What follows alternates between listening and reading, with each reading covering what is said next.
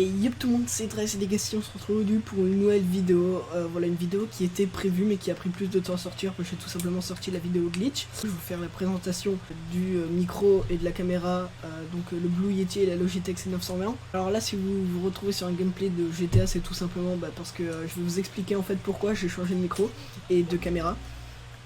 Donc comme vous le savez, il n'y a pas eu de vidéo pendant 4 mois. Enfin 4 mois si on prend pas en compte la vidéo glitch qui est sortie. Tout simplement parce que je pouvais plus faire de vidéo. Comme vous savez, j'avais le Razer Kraken Pro V2 qui faisait micro casque. Et je m'en servais pour les deux. Sauf que le son à la base il était pas ouf.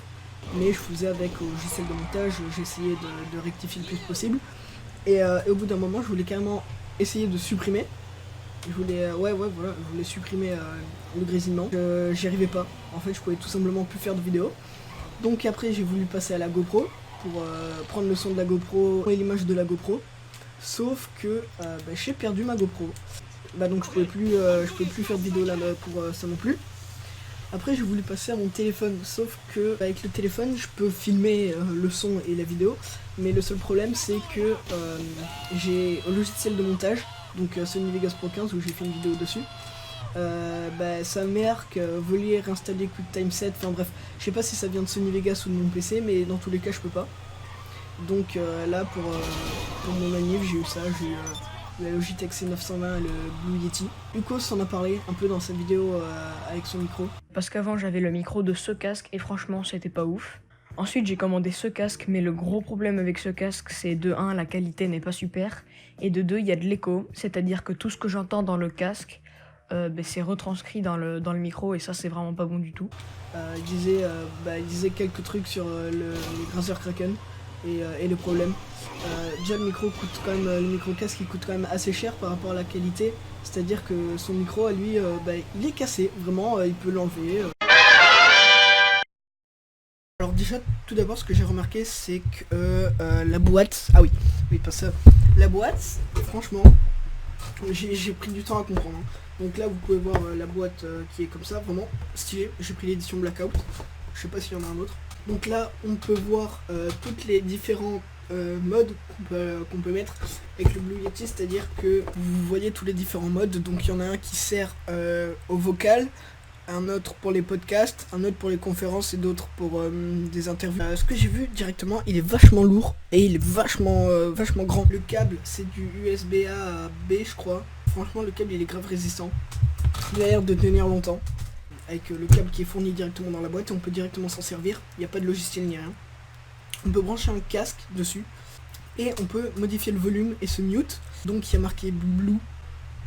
Voilà, donc la boîte, ici il y a tout ce qu'on peut faire, donc avec les 4 modes que je vous ai présentés, ici aussi. Et donc ce que je disais c'est que j'ai vraiment grave regardé la boîte, vu que je la trouve vachement belle, et je me disais putain il y a des Yeti grave stylés. Et j'avais pas compris, mais c'est que c'est le Blue Yeti. Et j'avais pas compris ça. Yes. Donc le côté positif c'est qu'il y a un pied qui est déjà mis avec. C'est du métal, ça a l'air vachement résistant. J'ai pas envie de le faire tomber non plus pour le test, mais rapport qualité-prix il est génial. Il n'y a aucun grésillement, donc là si vous entendez un petit grésillement, c'est que j'ai pas le même ordinateur que d'habitude, et je suis pas au même endroit. Et c'est donc le bruit du PC. On se retrouve donc sur le site Logitech, donc vous allez me voir en double, ça va être très perturbant, je sais pas comment je vais faire au montage.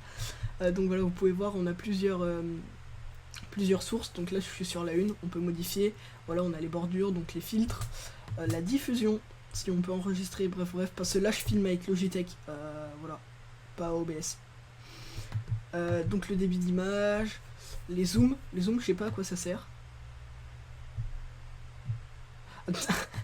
Yes, salut. C'est pour zoomer.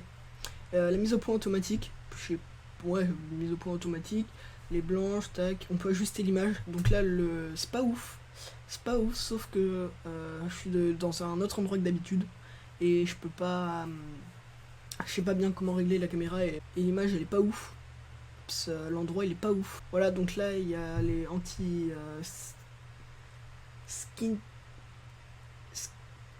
skinny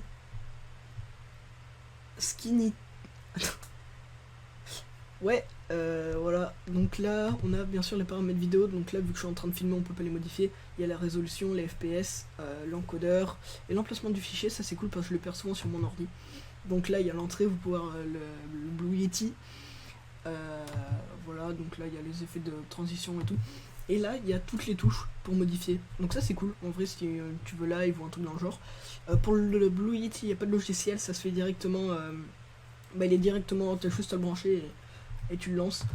Et après il y a les profils, bon ça voilà.